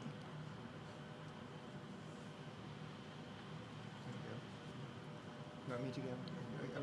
Yeah, again, that is part of this Equity, Diversity, and Opportunity Committee, and you can see that it is a very important committee. Part of our first meeting, we did some brainstorming about what some short-term goals would be for the division as a whole, and this was all part of that conversation. And we have great representation from all kinds of different groups within the community. I'm confident we're going to see some improvement in these areas in the coming months. We heard from a lot of you last school year, a lot of students, a lot of parents, a lot of groups from outside that came in. We heard you, and so when you ask what we're doing, we put this committee in place, and they're going to start working. So that's the answer. This committee is working on all of those things that we heard you saying. Are there any plans in the future to create a policy concerning the teachers' use of technology? For example, contacting students on holiday breaks or late evenings to give assignments?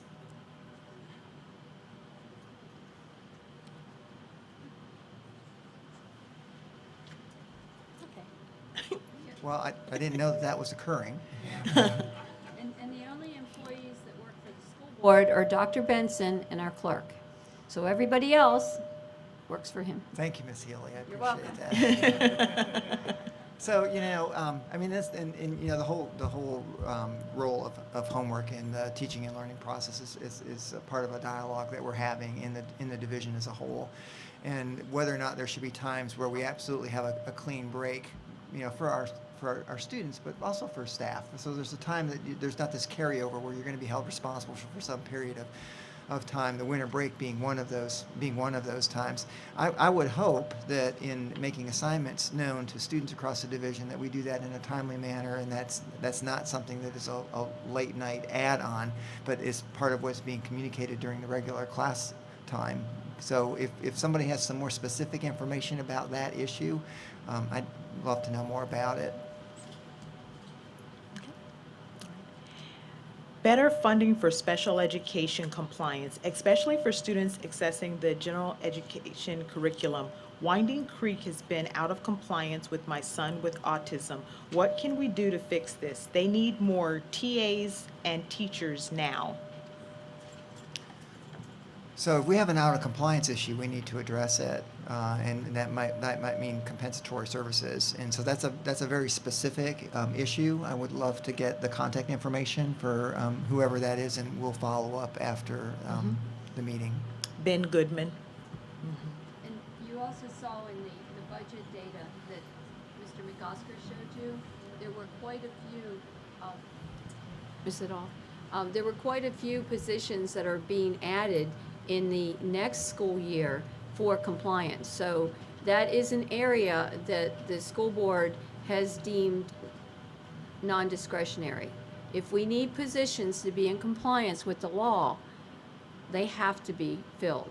So as Dr. Benson said, if anyone is aware of a position where we are not in compliance, please let Dr. Benson know, because we are, we're on that. We do ask questions, because every year it seems we're adding, 20, 30, 40, sometimes more positions just for special ed. But, that's a law. We have to do it. Dr. Chase? I'd just like to speak briefly about compliance, and the standards of quality from the state of Virginia for autism are 1 teacher to 8 students.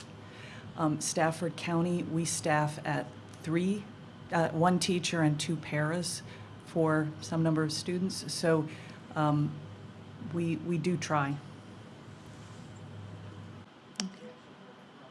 Students that are in self-contained classrooms, we staff at a level higher than what the state requires us to staff. But I would also note that when an issue is brought to our attention about not having an appropriate level of staffing that has been written into an IEP, we have added staffing, whether it's a paraprofessional or additional teacher support during the course of a school year, in order to ensure that those services are being provided. So again, we'll want to follow up afterwards with the specifics of that particular issue. Okay. Say, so back to the budget question. You saw that the superintendent went out to the schools, talked to the professionals, and came with a budget to us that said we need $16,500,000 to adequately staff for the majority of our people in the school. And that's pay raises, that's compliance positions, that's the focus teachers. And then you saw the right side of the column, the box that I showed you on the budget slide, that said, right now we're estimating $7-some-odd million. So I didn't do very well in math, but it's about $10 million that we're going to have to come up with. And once Ms. Healy and Ms. Dr. Chase and the other board members mentioned, there are compliance positions. So those are kind of not going to be touched. And then the rest is going to be a fight for where do we spread the money? Where do we spread the money? The Board of Supervisors have not approved their budget yet, so there is still some discussion. So that's the long and the short of it. We will go back once the number comes to us. We will go back and we will cut once again to get to that amount to work with. So, okay. Ms. Young, did you have something? I'm just saying we shouldn't have to cut if we want to be the best school system in Virginia. All right. When will full-time focus teachers be funded for all elementary schools? Budget. There are 2 positions that we need to fund. Three additional ones. We have 6 elementary schools right now that are sharing a focus teacher. And this has been going on for at least 10 years. We've added, 1, maybe 2. We're 3 short, and I'm very proud of this school board, and I appreciate, the members putting that as part of the budget for funding to finally get to the end of this and really have parity among all our schools, so that every school will have a full-time focused teacher, and we won't have to be people going back and forth and sharing, because not only do they not get half because of the travel time, there just is not that continuity of having that focused teacher in the school. So it's certainly my hope. And again, each one of us that we're speaking for ourselves, because we can't speak for a board unless we're at a meeting and we take a vote.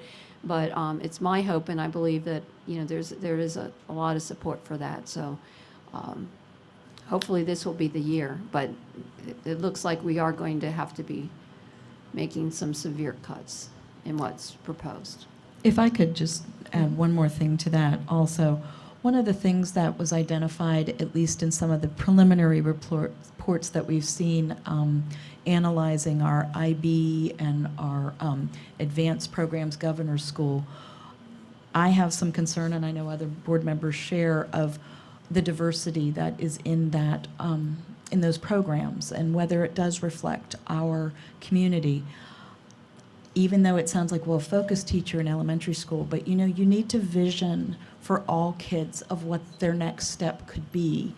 And I would, I believe that is a role, many other ones, of our focus teachers to make sure we are identifying all kids that could do that, that some parents are more familiar with the programs, they know how to push. So I really hope that we can get that in the elementary level and really create that pipeline to make sure every student, and I have to say not just our focus students, are aware of those programs and those opportunities, whether they've been identified for focus or not, they still may be successful in those programs. And so I think that's one more piece that goes to, and Dr. Benson, correct me if I'm wrong, I believe that's one of the 7 areas in the Equity and Diversity Committee. That's correct, Ms. Hazard. Okay. The new Promise program developed by the Obama administration altered the way some schools carry out disciplinary procedures for the purpose of lowering arrest. Are the Virginia schools also participating in this program?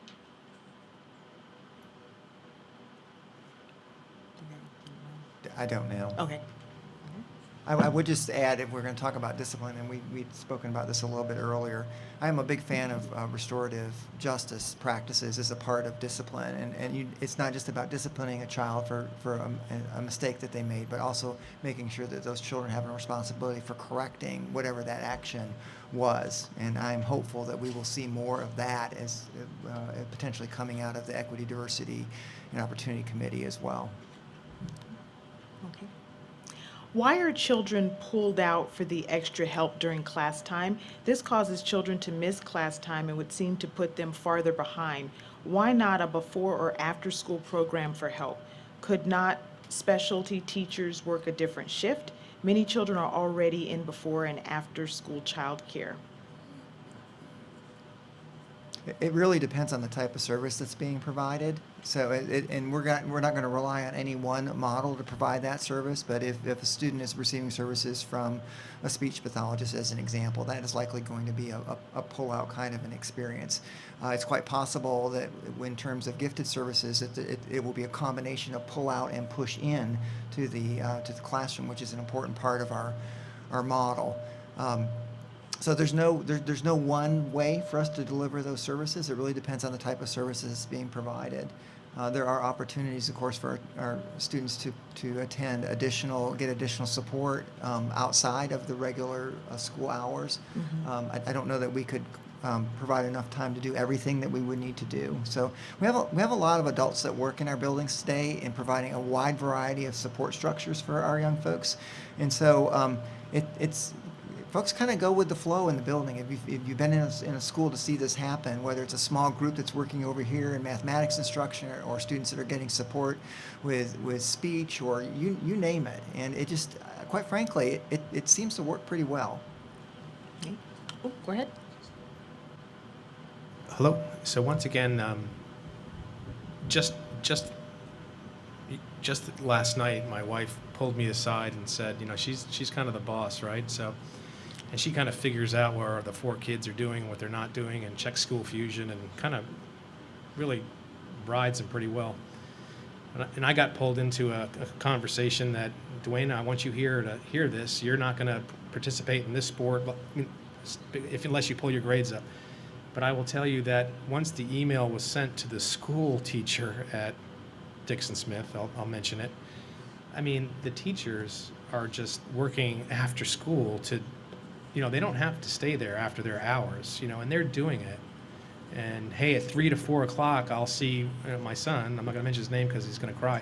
But, you know, they're doing a lot of that before school, and they're doing a lot of that after school. And that's really not, quote unquote, I'm not going to say in their contract. It's not.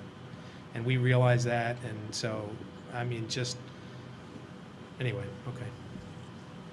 Okay. What type of protocols are in place when school administrators receive a complaint of a child being bullied? Does bullying need to meet certain criteria to be labeled as such? Are protocols reviewed periodically?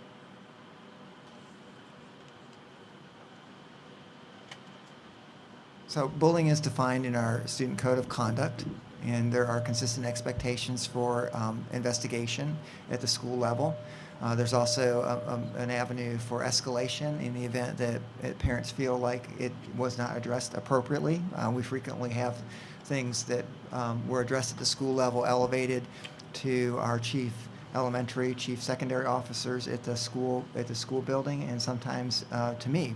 And there's a follow-up to make sure that we've done an appropriate level of investigation and taken the right kind of action. The thing that's a challenge sometimes for folks is that we can't always share with parents what the consequence was as a result of whatever that investigation revealed. But we take it very seriously. We want our schools to be safe places. We want them to be safe emotionally and socially, academically. And there is no place for bullying in our schools. So we will address it. I would just like to add that the reason we can't share it is because of the privacy laws, that afford the privacy to students and to staff as well. So sometimes people think nothing has been done, but we do take action. We just can't share what that is, and that's the law, not because we choose not to share it. So the board adopted 5 core values as a part of our strategic plan that really hit home as to who we are as a school system. We value learners, and first and foremost our students, but we're all learners, the adults in the division. So in looking to do things better, in the area of security, we want to learn as to what those things might be. We believe in our communities, the communities in our classrooms, in our schools, in the broader community that is Stafford County, and we are going to take care of each other. We also believe in excellence, and the status quo is not going to be okay. We're going to look for that next thing that we can do better, and we are going to be that world-class school division. We believe in respect, and we're going to treat each other in a respectful manner no matter what we are dealing with. There's absolutely no reason that we cannot do that. And we believe in integrity. We are going to do what we say we're going to do. We may not always get it in the time that people want us to get it, right? We've got some issues with our compensation models across various employee groups, right? Yes. But we're going to take care of those things. We've had some issues over the years that needed some attention, okay? And they're getting the attention now. It's just going to take us a little time to get everything corrected that needs to be corrected. But we're committed to doing that. One other thing, since you brought up the employee groups, the board heard loud and clear, we've gone through the teacher model and the bus drivers and the paraprofessionals, and we baseline them based on an outside company that's professional HR folks. But the administrative assistants, and I'll tell you that my wife every day says, you better go in and get them a cup of coffee, because they are really working their tails off for our kids in the front office, managing our schools. And the board when we heard that the administrative assistants hadn't started that compensation model yet, the board acted, and I know it's not tomorrow, we can take care of that issue, but we did ask Dr. Benson to add them into the program, and it costs money. It's expensive to baseline their compensation based on the surrounding counties as well. So we are moving forward with that administrative assistance, and I'll tell you, and I know the board members, I speak for them, we have the most utmost respect for you all, because we know that you're, what I said on the dais the other night is not only are they managing the kids, they're managing the principal, they're managing everyone, but they're also hitting the buzzer to let people in and out of the school, right? So those are some important folks. All right. Last 3 questions here. What is the protocol for addressing student social media posts that raise red flags about bullying? Are there any preventative things in place regarding this?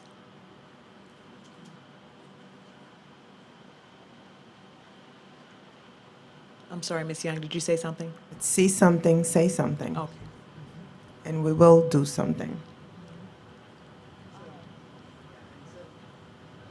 Addressed in the code of conduct, and we simply need to be able to show there's a nexus with what is happening in school and posts that are being made. So even if posts are made outside of school, if there's a connection to something that might happen in school, we're in a position to investigate and take action. I'm sorry, go ahead. Could just add to that. Remember, like they said, there is supposed to be, a connection to the school. Sometimes it's tenuous. In my experience, at least the principals that I have dealt with, if they can figure out a way to try to help that situation, they will. But when it is outside of school you have to be careful. There has to be a nexus. So again, I know I'm sounding like a broken record. Parents, do you know what half of these apps are? I can speak to Dr. Stemple when we go in 9th grade with the parents. He throws up a slide and it's got all these different apps on there. And he says, do every one of you parents recognize these apps? Are they on your kid's phone? And do you have the password so that you can check it? And I know there were parents sitting there going, I don't even know what that is and stuff. I have my kids' passwords. I check their stuff. Does every parent in Stafford County? I'm going to probably make an assumption of saying no, but can we be more active in that area? Yes. When will all students get their access to Microsoft Office 365 accounts? Years ago, the state said all of Virginia students can get Microsoft Office for free student accounts. It's been at least 5 years ago. We went all Google. Google's got its benefits. I get it. Everyone loves it. But Microsoft Office is supposed to be free, and it ain't there yet. And now my kid's in 2nd grade, and I'd like to start teaching her. We are Google, right? We are all Google, but I'll have to check. I don't know. You could just follow up on everything. Maybe Ben knows. Ben?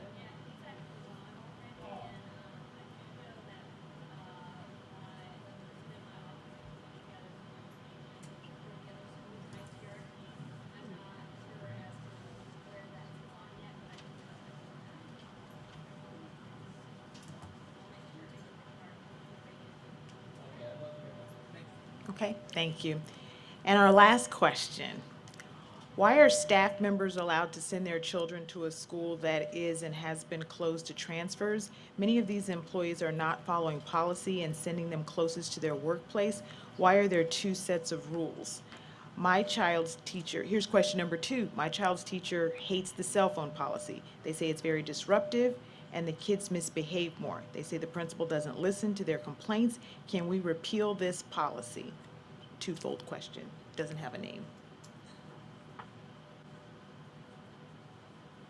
So the first question is that we have a person, Ms. Gale, who looks at all of those transfers, and she is diligent in ensuring that we consistently implement those transfer policies. So if you have a specific piece of information related to something where you think there's a transfer that's been approved that's outside of what our policy states, we will investigate and take appropriate action. And question 2, what was the? Cell phone policy doesn't like it. I don't like my cell phone at times either. So, the board, this is something that the board has looked at on numerous occasions, and I think it continues to be an emerging area of potential concern. But I also know that there are places within schools where they're being used very efficiently and effectively in classroom settings. We will continue to monitor, and as additional concerns come forward, we'll take a look at what other things we might change in terms of how students are accessing during the course of the day. I think the notion that kids have access to a personal device is kind of the barn door is open, and they're going to have access to a personal device at some point during the course of the day. They are not intended to be a disruption to what's going on in classrooms, and if teachers have said we're not using cell phones in class today, they should not be out to be used in that classroom. All right. And speak to one more. You Okay. can walk in our schools, and there are, and I've been in them, and there is a sign on the door, no cell phones in this classroom. And my kids have some of, so that is within, some of it is within the teacher's purview if that is their choice of how they want to manage their classroom. So there is opportunity given to say, this teacher, and my kids have some of them, and they know the rule, and they know how it works. But I do believe it is an area we as a society are grappling with. I know I do, and my kids, and turning it on, all that kind of stuff. So I think some of that management, but I have been told that many times the kids who are receiving messages during the day, they're from the parents. Dr. Chase. Yeah, so, and I just wanted to answer that question as well. Of course, the school board sets policy, so we can certainly look at that, and if enough parents are interested and are looking at that again, they should let us know. Ms. Young. I know I was part of Bring Your Own Device, but, I'm also seconding Dr. Sarah's comment. We could look at that again because I think it's disruptive, but sometimes when you think about the times that the kids need to reach their parents with things that are going on today, the parents want the kids to have the phone. But we need to realize that sometimes education suffers when they have these phones in school. And yeah, I know, I text my son sometimes too. All right. Are there any board members that would like to make any final comments, or Dr. Benson, as we begin to wrap up, any final comments? Okay. Ms. Decatur? Hi, sorry. I just want to thank you all for being here when I pulled in the parking lot late. Sorry. That courthouse road. When I pulled in the parking lot, I was stunned to see so many cars, and it was heartwarming to know that so many of you are involved and actively engaged in coming out here to speak, ask questions, and just be involved. And I want to thank you for that. I want to thank the police officers for being here. You have no idea how much it means to us to have your support in the schools. Thank you for all that you do, and to all of our staff who are here as well. I want to send a big thank you. We've got some issues, as you guys have heard, with this funding request, but I want to make it very clear that as I thank the police officers, as we sit up here and talk about all of these needs for our schools, and adding these the focus teachers, and the this and the that, I want to also recognize our supervisors, because it is a balancing act. And truly, we are, many of you know that there's been a rocky relationship between the school board and the Board of Supervisors as far as this funding is concerned, but we really, really are working very hard to make this balancing act work for our community. But the schools are not the only people that are asking for money. I don't know how many of you guys are here that are on duty right now, but thank you for being here. If you're not, we've got the police department that needs money, the fire station. So I'm here sitting as a representative for the schools to ask for what we need to run an amazing school division, but I also don't want us to forget that the supervisors have a very delicate balancing act to make sure that they're taking care of our police officers, our firefighters, our roads, the traffic I got stuck in getting here, so it's a delicate situation, and I just want to reassure you that we're all really, really doing the best job that we can to work together and get these needs met. Thank you. Well, this concludes our second listening tour of the year. We will conduct another listening tour in May. Thank you so much for joining us. I also want to mention that if we did not get to your question, and we have your name and email, we will respond to your question. And I still have a few here that we did not ask, but we will email you your responses. It's also important to note that we have Ask the Expert. So on the division webpage, www.staffordschools.net, there is a web banner that says Ask the Expert. You can always click on that, ask any question you want, and we will email you a response within several days here. Oh, and I see a question. Yes, I have one last concern I'd like to bring up Okay. as far as the violence in schools related to guns. I am concerned about what's going on and the issue of gun control, and that it doesn't prevent the gun violence in schools, because the people that are committing these crimes don't care about laws. So,